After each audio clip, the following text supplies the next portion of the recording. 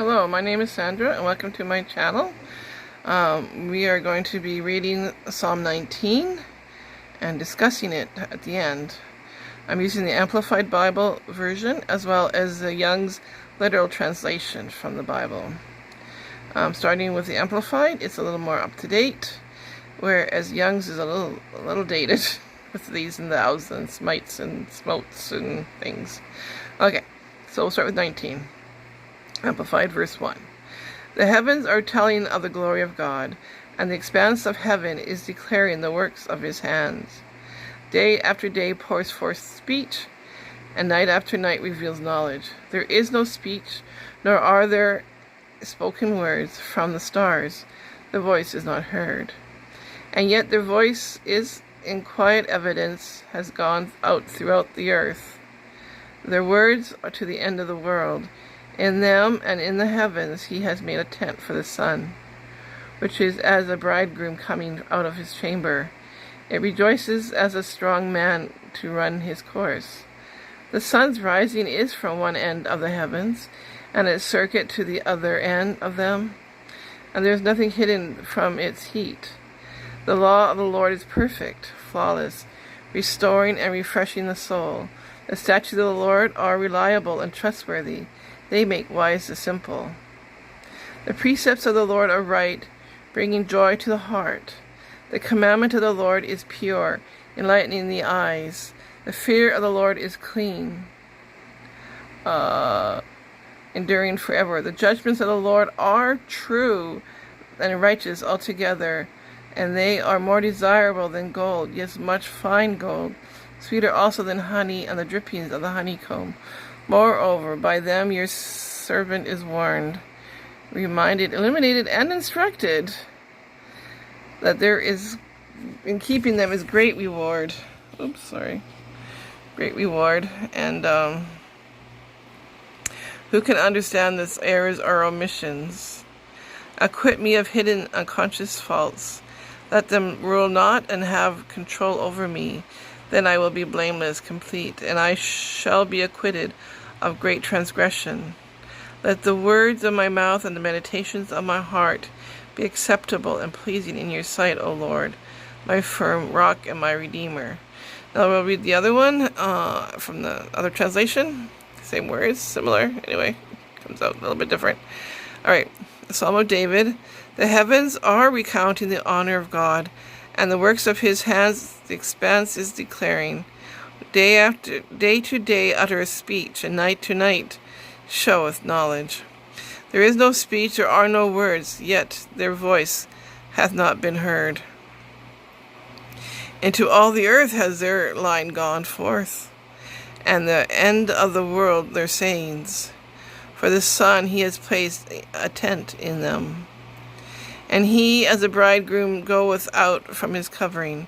He rejoices as a mighty one to run the path.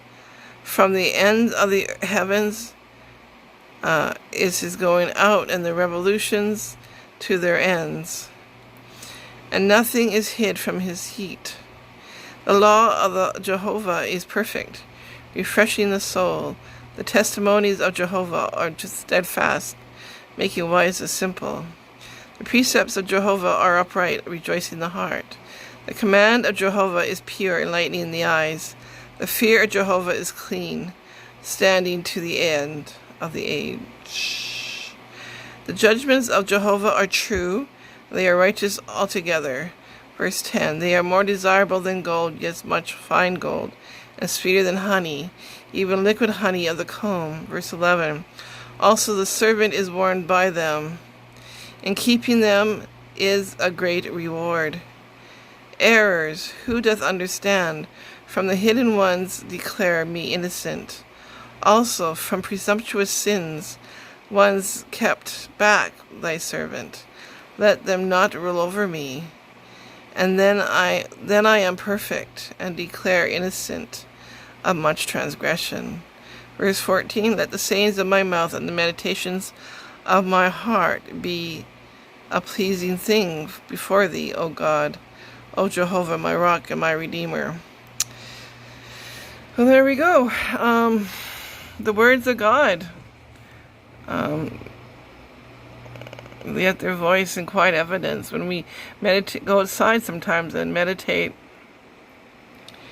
we can hear the creeks, the water running, and the raindrops falling, and the breezes blowing, and things like that. And sometimes we feel the freedom that God provides when we go outside that sometimes gets kind of blocked inside a house, apartments perhaps. So I find often in my backyard is I can find God because it's just so quiet and so different when you can actually touch the earth and the grass and perhaps do grow things back there, but maybe not that so much as just hearing God's voice in the stillness of the trees growing and the greenery and the sunlight sometimes. And I think in here it's talking about God's protection over us, like the heavens declare, the clouds declare. Perhaps the clouds are further out. There's a belt around the earth that protects us from the sun's rays, actually, that is like a shield for us and keeps the harmful rays away from us and keeps the gravity in that's needed to. Gravity needs, when we go for a walk or up a mountain, there's gravity everywhere, and yet trees can grow, we can grow, we can build buildings, and yet gravity is still a part of our life, and things don't fall upwards, they fall downwards. And it's kind of amazing, actually, how this whole world works. And when we meditate on the word, it says here that the words, the precepts of the Lord are right. Verse 8, the commandment of the Lord is pure, enlightening the eyes. The fear of the Lord is clean, enduring forever. That's in the Amplified. In the other one is the precepts of Jehovah are upright, rejoice in the heart. The command of Jehovah is pure, enlightening the eyes. The fear of Jehovah is clean, standing to the age. The judgments of Jehovah are true. They have been righteous altogether. They are more desirable than gold, yea, much fine gold, and sweeter than honey, even liquid honey of the comb. Also the servant is warned by them. When we keep the laws of the Lord, when we meditate upon His word, like even just meditating on the Psalms, I mean, it's 150 chapters in there, and you can get through it in a month. Some people do it quicker, of course. And I find if we start the day with the Psalms, the day goes much better. Much more harmony, perhaps, and much more wisdom when we look at the news and things that we are supposed to do, things that we need to do. Becomes much clearer when we actually spend time in the Word for a little bit in the morning or in the evening. Sometimes we have more time at night than we do in the morning because we're getting ready for the day. Also, the presumptions ones declare me innocent. So when we study the Word of God, we don't need much else in our life. The habits sometimes we have are smoking, perhaps, and drinking we say we're going to quit and we don't. I would suggest start to read the scriptures. Start to do something different. And you'll find the desire for those other things to just disappear. It has in my life and many lives.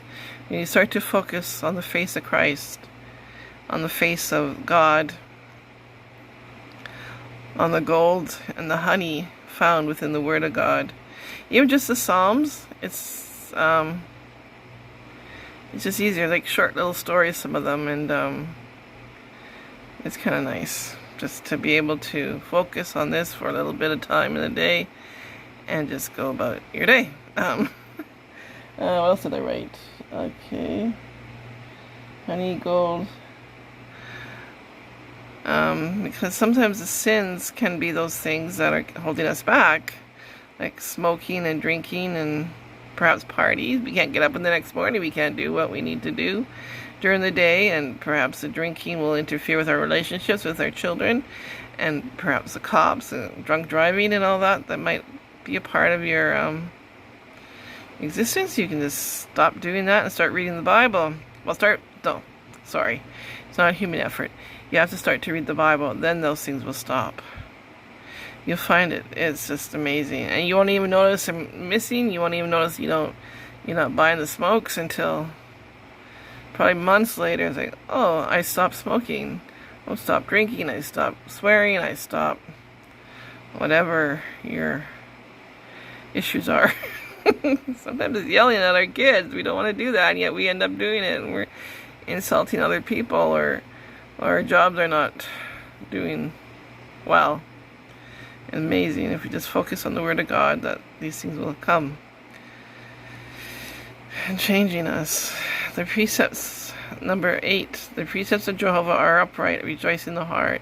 The command of Jehovah is pure, enlightening the eyes. The fear of Jehovah is clean, it's standing to the age. The judgments of the Lord are Jehovah are true. They have been righteous together. There is no more need to fear God, fear judgment, fear being wrong, when your eyes and your heart is meditating on the Word of God every day. A little bit more every day. Unless I'm trying to help you with that, with saying these verses and doing it this way.